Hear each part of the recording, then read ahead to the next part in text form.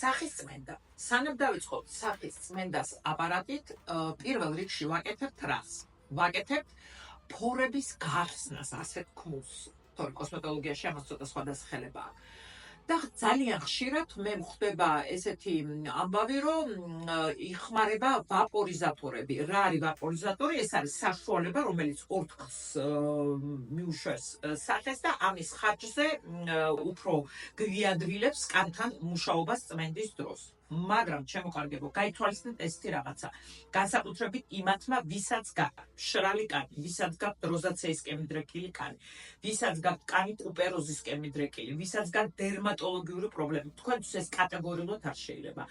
თქვენთვის არსებობს, ჩემო კარგებო, ასეთ ქმულით ცივი გიდრირება, ასე ქვია ამ პროცედურას, შინაარსი იგივეა, ოღონდ ეს არის გელები, რომლებსაც ჩვენ დავიტანთ კანზე და მივიღებთ ზუსტად იმ შედეგს, რასაც ვიღებთ ვაპორიზაციისგან.